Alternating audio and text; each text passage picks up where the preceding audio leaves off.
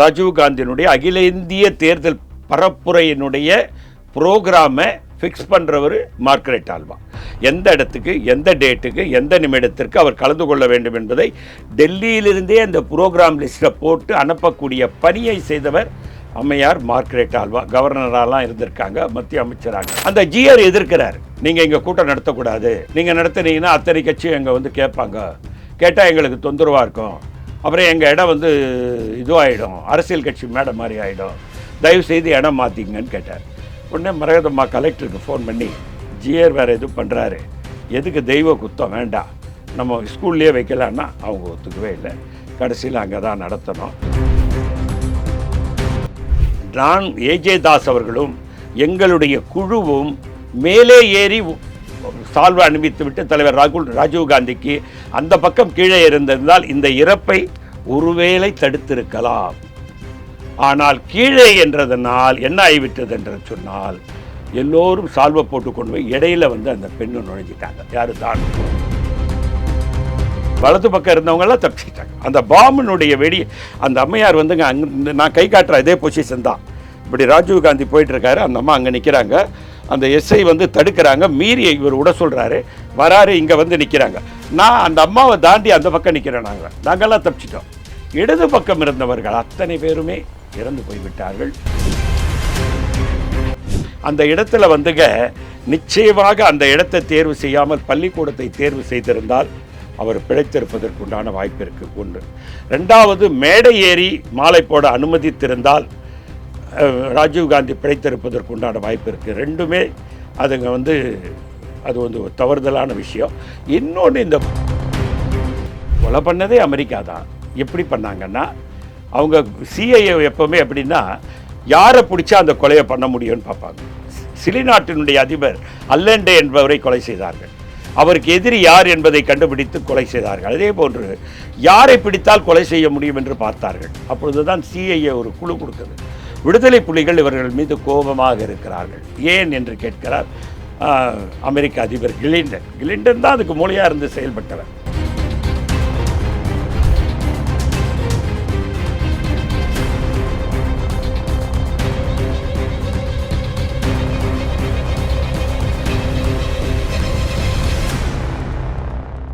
Real one உறவுகளே, நடுநிலையோடு பொறுப்புடன் செய்திகளை வழங்கி பல லட்சக்கணக்கான மக்களின் நம்பிக்கையை பெற்ற நமது சேனலின் வளர்ச்சிக்கு உங்கள் ஆதரவு தேவை. இந்த ஊடக பயணம் தொடர்ந்து வலுப்பெற திரையில் தெரியும் QR கோட் ஸ்கேன் செய்தோ அல்லது டிஸ்கிரிப்ஷனில் உள்ள வங்கி விவரங்கள் மூலம் உங்களால் முடிந்த அளவு சப்போர்ட் செய்யுங்கள். உங்கள் ஒவ்வொரு ஆதரவும் நமது குரலை இன்னும் பல லட்சம் பேரிடம் கொண்டு செல்ல உதவும். ரியல் ஒன் நேயர்களுக்கு வணக்கம். இன்று நம்மளுடைய நேர்காணலுக்கு காங்கிரஸ் கட்சியை சேர்ந்த திரு பொன் கிருஷ்ணமூர்த்தி அவர்கள் இணைஞ்சிருக்காங்க. சார் வணக்கம். வணக்கம் சார். வணக்கம் சார். 35 ஆண்டுகளுக்கு முன்பு ராஜீவ்காந்தியினுடைய படுகொலை பல சேனல்களில் பல விஷயங்களாக வந்து அது வந்து பேசப்பட்டிருக்கு. அது வந்து ஒரு படுகொலை அப்படின்ட்டு வந்து சொல்கிறாங்க, இல்லை அந்த ஒரு விஷயம் வந்து ஒரு ப்ரீ பிளான், ஒரு மர்டர் அப்படின்ட்டு வந்து சொல்கிறாங்க. ஒவ்வொரு தரப்பினரிலிருந்தும் ஒவ்வொரு விஷயங்கள் வந்து சொல்லப்பட்டுட்டு வருது. நீங்கள் வந்து கிட்டத்தட்ட ஒரு 40 ஆண்டுகளுக்கு மேலாகவே காங்கிரஸில் வந்து பயணிச்சுட்டு வர்றீங்க. அந்த விஷயம், அந்த ஒரு அசாசினேஷன் அப்படிங்கிறது தேர்தல் ரிசல்ட்டையே வந்து மாற்றினுச்சு 91 சட்டமன்ற தேர்தலில். இப்போது அந்த சம்பவம் போது அன்னைக்கு என்ன நடந்துச்சு அப்படிங்கிறது உங்களுக்கு ஞாபகம் இருக்கா? அதாவதுங்க 1991 ஆண்டு மே 21 ராஜீவ்காந்தி இறந்த நாள். சரியாக மே 17 அன்னை மரகதம் சந்திரசேகர், நானும் அவருடைய பிரைவேட் செக்ரட்டரியாக ராஜாமணி என்ற ஒரு தம்பியும் பொன்னேரி பக்கம் போய் பிரச்சாரம் செய்துவிட்டு அண்ணா நகரில் உள்ள அவர் வீட்டுக்கு நாங்கள் வந்தோம். எப்போ? மத்தியானமா, நைட்டா? ஒரு 8 மணி அளவில் வீட்டிற்கு வந்தோம். செனாய் நகரில் அவர் வீடு. நைட் 8 மணி. நைட் 8 மணி செனாய் நகர் வீட்டுக்கு வந்தோம். பொன்னேரியில் பிரச்சாரம். நாங்கள் 3 பேர் தான் போனோம். திரும்பி 3 பேர் வந்தோம். வந்த உடனே, அம்மா நான் கிளம்புறேன்னு சொன்னேன், டீ சாப்பிட்டு போங்கன்னாங்க. டீ வந்தது, சாப்பிட்டுக்கிட்டு இருந்தோம். ஒரு ஃபோன் வந்தது. அந்த ஃபோன் யாரோட ஃபோனுன்னா மார்கரெட் ஆல்வா. Margaret Alva. ஆமாம். இன்றைக்கி வந்து அகில இந்திய காங்கிரஸ் கட்சியினுடைய செயலாளராக, தமிழகத்தினுடைய பொறுப்பாளராக ஆல்வா என்ற ஒரு தம்பி இருக்கார். அகில இந்திய காங்கிரஸ் கட்சியினுடைய செயலாளர். சமீபத்திலே முதலாக அவரை சந்தித்த போது இதை அவர் என்னிடம் நினைவு கூர்ந்தார். என்னுடைய இப்போ ஒரு அவர் பொறுப்பேற்று ஒரு 6 மாதம் இருக்கும். நான் அவர் முதல் சந்தித்த போது தலைவர் ராஜீவ்காந்தியினுடைய அசாசினேஷனை பற்றி தான் குறிப்பிட்டு தன் அன்னையாருடைய பங்கை அதில் சொன்னார் அவர். அப்படி என்னென்னா, அந்த தேர்தல் நேரத்திலே அந்த ப்ரோக்ராமை சார்ட் அவுட் பண்ணுறவர் மார்க்ரெட் ஆல்வா. யாரோட ப்ரோக்ராமு? ராஜீவ்காந்தியினுடைய அகில இந்திய தேர்தல் பரப்புரையினுடைய ப்ரோக்ராமை ஃபிக்ஸ் பண்ணுறவர் மார்க்ரெட் ஆல்வா.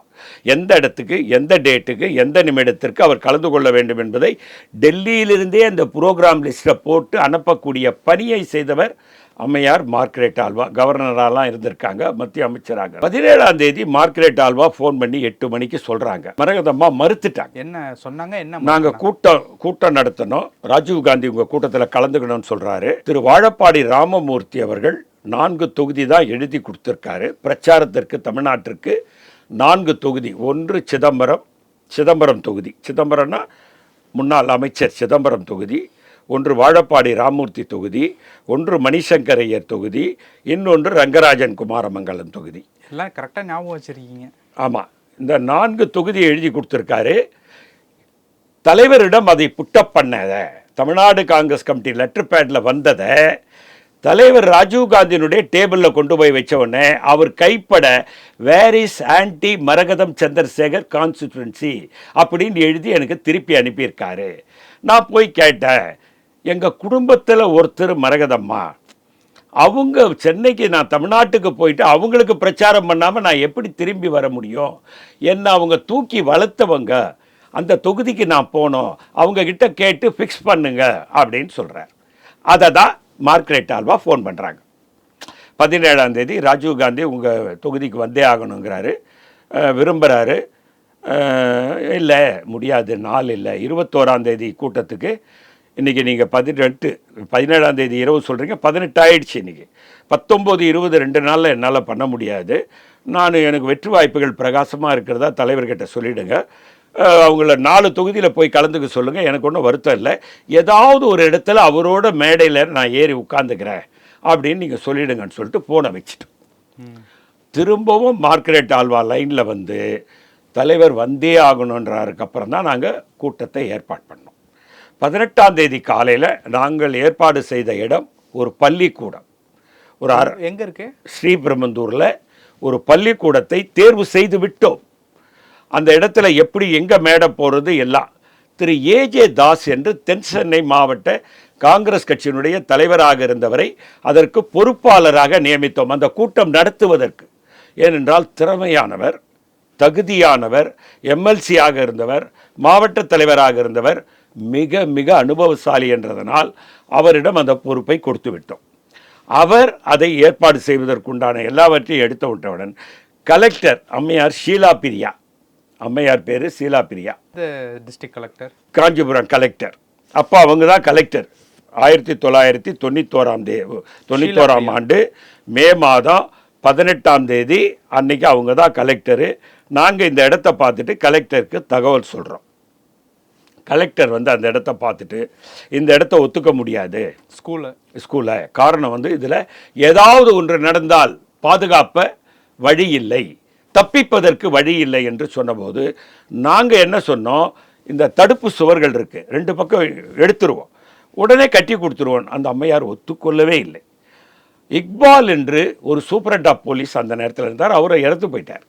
அவரை வந்து பார்த்துட்டு இந்த இடத்த முடியாதுன்னு மரியாதைக்குரிய கலெக்டர் அவர்களும் மரியாதைக்குரிய சூப்பரண்ட் ஆஃப் போலீஸும் தான் இன்றைக்கு ராஜீவ்காந்தி இறந்த இடத்தை தேர்வு செய்தவர்கள். காங்கிரஸ்காரர்கள் அதை தேர்வு செய்யவில்லை. இன்றைக்கும் அம்மையார் ஷீலா பிரியா இருக்கிறார், இக்பால் மறைந்து விட்டார். நீங்கள் ஷீலா பிரியா அம்மையாரை போய் நீங்கள் கேட்டார். அம்மையார் கடைசி காலத்தில் அம்மையார் ஜெயலலிதா கூட அவர் பிரைவேட் செக்ரட்டரியாக இருந்தார்.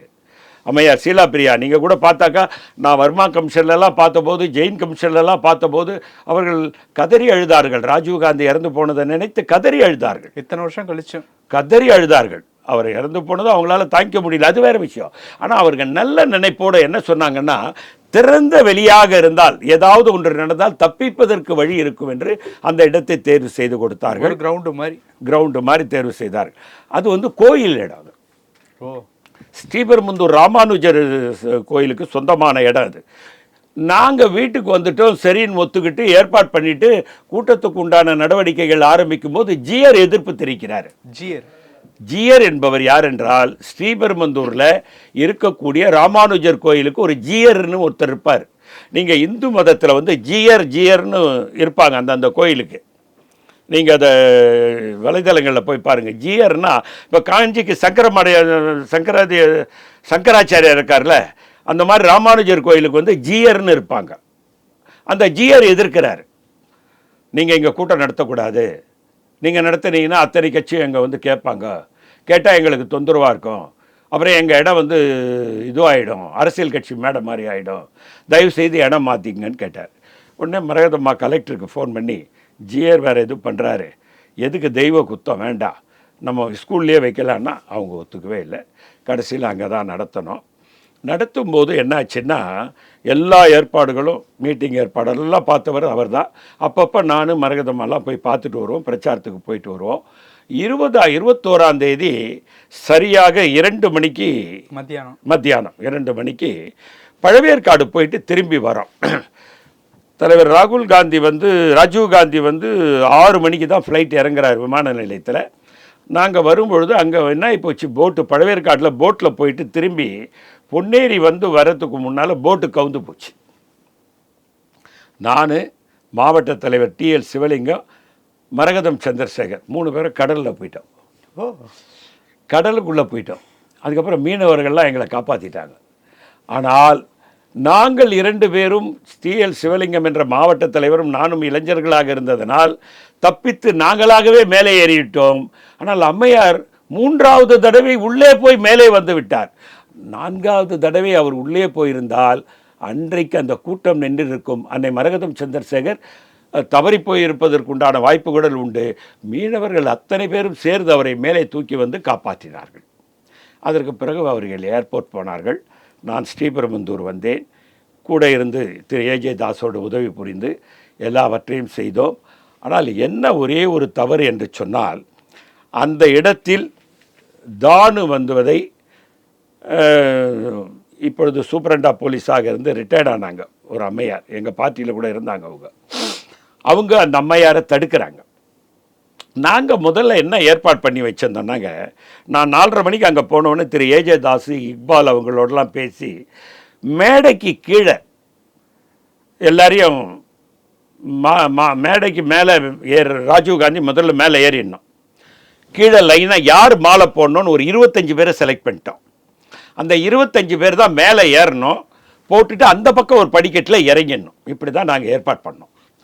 ஆனால் திரு வாழப்பாடி ராமமூர்த்தி அப்போ தமிழ்நாடு காங்கிரஸ் கட்சியினுடைய தலைவர், அவர் என்ன பண்ணிட்டாரு, கூட்ட ஏற்பாட்டாளரான திரு AJ தாஸ் அவர்களோடு விவாதம் செய்யாமலே மேடையில் ஏறிட்டு அன்றைக்கு வேட்பாளர்கள், சட்டமன்ற வேட்பாளர்கள் ஒரு 15 பேரும், நாடாளுமன்ற வேட்பாளர்கள் ஒரு 3 பேரும் அங்கே இருந்தாங்க. அவங்கள மேடைக்கு கூப்பிட்டுட்டாரு. அவங்க மேடையில் ஏறிட்டாங்க. ஏறினவுடனே என்ன பண்ணிட்டாரு, யாருமே மேடைக்கு வராதிங்க, சால்வை போடுபவர்கள் கீழே இருந்தே சால்வை போடுங்கன்னு சொல்லிட்டார். என்னுடைய கருத்து, மேலே ஏறி சால்வை போட அனுமதிச்சிருந்தா எங்களுடைய ஏற்பாட்டின்படி நான் AJ தாஸ் அவர்களும் எங்களுடைய குழுவும் மேலே ஏறி சால்வை அனுமதித்து விட்டு தலைவர் ராஜீவ் காந்திக்கு அந்த பக்கம் கீழே இருந்திருந்தால் இந்த இறப்பை ஒருவேளை தடுத்திருக்கலாம். ஆனால் கீழே என்றதனால் என்ன ஆகிவிட்டது என்று சொன்னால், எல்லோரும் சால்வை போட்டு கொண்டு போய் இடையில அந்த பெண்ணு நுழைஞ்சிட்டாங்க. யார், தானு. அந்த இந்த சப் இன்ஸ்பெக்டர் தடுக்கிறாங்க. தடுத்த முடியல, ராஜீவ்காந்தி விட சொல்கிறார் அவங்கள. டோன்ட் டிஸ்டர்ப்ன்றாரு. அந்த அம்மா வராங்க, போடுறாங்க, ஸ்பாட்டில் இறந்து போகுது. ஆனால் நாங்கள்லாம் முதல்ல என்ன நினைக்கிறேன்னா, பட்டாசு தான் வெடிச்சிடுச்சு. ஏன்னா அப்போ பட்டாசு வெடிச்சுக்கிட்டு இருக்கு. தலைவர் ராஜீவ்காந்தி இந்திரா காந்தி சிலையாண்ட இறங்கி மாலை போடும்போது, இந்திரா காந்தி சிலைக்கும் கூட்டத்துக்கும் ஒரு 3 பர்லாங் தூரம், அங்கே இறங்கி மாலை போட்டு அவர் வரத்துக்குள்ளே பட்டாசு வெடிச்சிருந்தாங்க. பட்டாசு தான் வெடிச்சதுன்னு பார்த்தோம். கொஞ்ச நேரத்துக்கெல்லாம் பார்த்தா கூட்டமே சிதறி ஓடுவதை பார்த்தோம். நான் வலது பக்கம் நின்று கொண்டிருந்தேன். ராகவன் என்ற IG அங்கே நின்றுதான். கடைசி காலத்தில் அவர் CBI டைரக்டராக இருந்தார். ராமகிருஷ்ணன் ஒரு சூப்பரண்டா போலீஸ். நாங்கள் ஒரு 10 பேர் தான் சுற்றி நிற்கிறோம். மற்றவங்களாம் ஓடிட்டாங்க. இன்னொரு குண்டு வெடிக்கும் என்ற ஒரு சவுண்டு வேறு வந்துக்கிட்டே இருந்தது. ஆனால் அதுக்குள்ளே திரு ராகவன் அங்கே போனார். நாங்கள்லாம் கிட்ட போனோம். வேர் இஸ் ராஜுன்னு திரு ராகவன் ஐபிஎஸ் வந்து குதிச்சார். அப்போ தான் பார்க்கும்போது ஷூ எரிஞ்சிக்கிட்டு இருந்தது. அவர் தான் ஷூவை காலால் அணைச்சிட்டு அப்புறம் திஸ் இஸ் ராஜீவ் காந்தி அப்படின்னு சொல்லி பார்த்தார். அதுக்கப்புறமா தான் எல்லாரும் வந்தாங்க. ஜெயந்தி நடராஜன் இவங்கெல்லாம். நீங்கள் அந்த பாம் ஃப்ளாஷ் ஆகும்போது எங்கே இருந்தீங்க?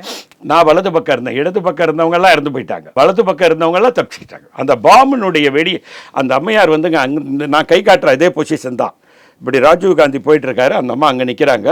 அந்த எஸ்ஐ வந்து தடுக்கிறாங்க. மீறி இவர் விட சொல்கிறாரு. வராரு, இங்கே வந்து நிற்கிறாங்க. நான் அந்த அம்மாவை தாண்டி அந்த பக்கம் நிற்கிறேன். நாங்கள்லாம் தப்பிச்சிட்டோம். இடது பக்கம் இருந்தவர்கள் அத்தனை பேருமே இறந்து போய்விட்டார்கள்.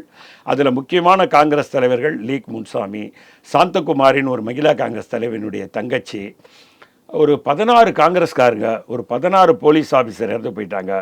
அதனுடைய வெடித்த பல்லட்ஸ் குண்ட்ஸ் இருக்குது பார்த்தீங்களா, அது மரகதம் சந்திரசேகர் உடம்பில், அவங்க மகன் லதா பிரியகுமார் உடம்பில், அவங்க மகன் லலித் சந்திரசேகர் உடம்பில், தாப்பாண்டியன் உடம்பில் குத்தி எல்லோருக்கும் காலையில் இருந்து எடுக்க முடியாத ஒரு சூழ்நிலை ஏற்பட்டு ஜெர்மனிலேருந்து நரசிம்மராவ் பெரிய டாக்டரை வர வச்சு அதை அவங்கள ஆய்வு பண்ண சொன்னார்.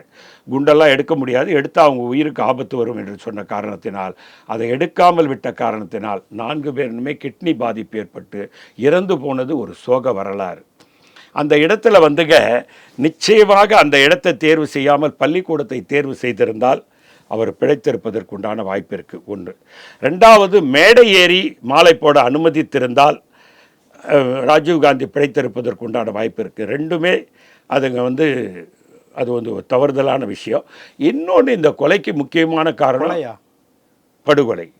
ஓகே, இந்த படுகொலைக்கு முக்கியமான காரணம் அமெரிக்கா. ஆமாம், சிஐஏ ஏஜென்ட்டு. அதற்கு என்ன காரணம் என்று சொன்னால், சில பேர் சொல்லுவாங்க இந்தியாவில் வந்து அவங்க காரணம், இவங்க காரணம், அதுக்கு இவர் காரணமாக இருந்தார், அவர் காரணம். அதெல்லாம் கிடையாது. யாரும் காரணம் கிடையாது. சிஐஏ தான் காரணம். அது காரணம் என்னென்னா, ஈராக் அதிபர் சத்தாம் ஹுசேன் வந்து குவைத்தை பிடிச்சிட்டார். குவைத்திலிருந்து தான் கச்சா எண்ணெய் மொத்தமாக அமெரிக்காவுக்கு அந்த நேரத்தில் போய்கிட்டு இருந்தது. அமெரிக்கா கிட்ட இப்போ சர்ப்ரைஸாக இருக்குது கச்சா எண்ணெய்கள், பெட்ரோல், டீசல் இப்போ நிறைய இருக்குது அவங்கக்கிட்ட எரிபொருள். அப்போ இல்லாத நேரத்தில் குவைத்தை சதாம் ஹுசேன் பிடிச்சதுனால குவைத் வரைக்கும் போய் தாக்கினாங்க. குவைத்தை மறுபடியும் ஈராக்கிட்டேருந்து கைப்பற்றத்துக்கு அதிபர் கிளின்டன் வந்து போர் தொடுத்தார். போர் தொடுத்த போது என்ன பண்ணாங்கன்னா, 4000 கிலோமீட்டர் தாண்டி வந்து ஈராக் அடிக்க வேண்டியது இருந்தது. இப்போ 2000 கிலோமீட்டருக்கு தான் அவங்களுக்கு அந்த வண்டியில் பெட்ரோல் நிரப்ப முடிஞ்சுது. எதில்? விமானத்தில். அப்போது இந்தியாவில் இறங்கி பெட்ரோல் போட்டுக்கிட்டு போய் ஈராக் அடித்தாங்க. அப்போ சந்திரசேகர் பிரதமர், எதிர்கட்சி தலைவர் ராஜீவ்காந்தி, காங்கிரஸினுடைய தயவில் தான் சந்திரசேகரனுடைய அரசாங்கம் நடந்து கொண்டிருக்கிறது. அப்பொழுது என்ன பண்ணுறாரு ராஜீவ்காந்தி, அமெரிக்க விமானங்கள் இந்தியாவில் இறங்கி பெட்ரோல் நிரப்ப நான் ஒப்புக்கொள்ள மாட்டேன். அவர்கள் இங்கிருந்து பெட்ரோலை நிரப்பி கொண்டு போய் அப்பாவி முஸ்லிம்களை கொல்லுகிறார்கள். நான் ஒப்புக்கொள்ள மாட்டேன். உடனடியாக நிறுத்த வேண்டும். இல்லாவிட்டால் உங்களுக்கு கொடுக்கும் ஆட்சிக்கு ஆதரவை வாபஸ் பெறுவேன் என்று சொன்னவுடன் அவர் பெட்ரோல் போடுவதை நிறுத்திவிட்டார். இந்த கோபம்தான் அமெரிக்காவுக்கு. அப்போ நடக்க போகிறது அமெரிக்காவுக்கு முன்னாடியே தெரியுமா? அமெரிக்கா தானே கொலையே பண்ணது. கொலை பண்ணதே அமெரிக்கா தான்.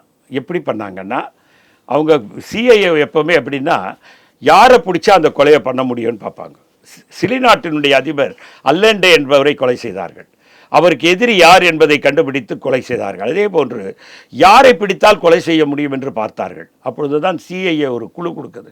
விடுதலை புலிகள் இவர்கள் மீது கோபமாக இருக்கிறார்கள். ஏன் என்று கேட்கிறார் அமெரிக்க அதிபர் கிளின்டன் தான் அதுக்கு மூளையாக இருந்து செயல்பட்டவர். அவர் என்ன பண்ணுறாரு சொல்கிறாங்க. சொன்ன உடனே சரி, அதுக்கு பெரிய சன்மானத்தை பெற்றுக்கொண்டு ராஜீவ்காந்தி இராணுவத்தை அனுப்பினார். பார்த்தீங்களா, எங்கள் பெண்களை கற்பழிச்சிட்டாங்க அப்படி இப்படிலாம் விடுதலை புலிகள் சொன்னாங்கல்ல, அதெல்லாம் தவறான தகவல். இந்திய இராணுவத்தின் மேலே அநியாயமாக பழியை போட்டு ஜெயவர்தனாவோடு சேர்ந்து கொண்டு ராஜபக்சேவோடு சேர்ந்து கொண்டு பிரபாகரன் செய்த அநியாயங்கள், அட்டுழியங்கள் கொஞ்சம் நெஞ்சம் இல்லை. இதெல்லாம் பண்ணி கடைசி நேரத்தில் அவங்கக்கிட்ட பெரிய சன்மானத்தை பெற்றுக்கொண்டு ராஜீவ்காந்தி கொலையை நிறைவேற்றியவர்கள் விடுதலை புலிகள் என்று சிபிஐ நீக்கமற நிறுவத்திருக்கிறார்கள் என்பதுதான் வரலாற்று உண்மை. அதில் நான் ஒரு சாட்சி. அந்த கொலையில் நான் ஒரு சாட்சி. காரணம் என்னவென்னா, கொலையா படுகொலை. அது மறுபடியும் அதை கொலைன்னு சொல்கிறீங்க. அது ஒரு படுகொலை. அந்த படுகொலையில் நான் ஒரு சாட்சி. எப்படி சாட்சி ஆகிட்டேன்னு கேட்டிங்கன்னா, அந்த ஃபோட்டோவில் அங்கே எடுத்த ஃபோட்டோவில் அதுக்குள்ளே நானும் இருந்தேன். அப்போ என்னை கூப்பிட்டு நீங்கள் என்னான்னு கேட்டாங்க. இல்லை ஏஜே தாஸ், நாங்கள் தான் வந்து இடம்லாம் பார்த்தோம், 18ஆம் தேதியிலேருந்து இடம் பார்த்தோம், கூட்டம் நடைபெறும் வரைக்கும் நான் இருந்தேன், அடிக்கடிக்கு வந்து போனேன். ஏஜே தாஸ் தான் முழுவதாக இன்சார்ஜாக இருந்து பண்ணார். ஆனால் சிறந்த நிர்வாகி, தெளிவாக தான் பண்ணார். ஆனால் தவறுதல் நடந்து போச்சு. ஆனால் ஒரே ஒரு விஷயம் என்னன்னு கேட்டிங்கன்னா, 4 இடத்துலேயே ஆள் வச்சுருந்தாங்க. ஸ்ரீபெரும்புதூர், வாழப்பாடி, சேலத்தில், சிவகங்கையில், மயிலாடுதுறையில், எல்லா இடத்துலையும் விடுதலை புலிகள் இருந்தாங்க. ஒருவேளை ஸ்ரீபெரும்புதூரில் அவர் தப்பித்திருந்தால் வேறு ஏதாவது ஒரு இடத்தில் அவர் கொல்லப்பட்டிருப்பார். ராஜீவ்காந்தி இதை விட இன்னொரு கொடுமை, அம்மையார் ஜெயலலிதாவையும் சேர்த்து கொலை செய்வதாக தான் அவருடைய திட்டம். நல்ல வேளை அவர் கிருஷ்ணகிரியில் டிராஃபிக்கில் மாட்டிக்கிட்டார், வர முடியல.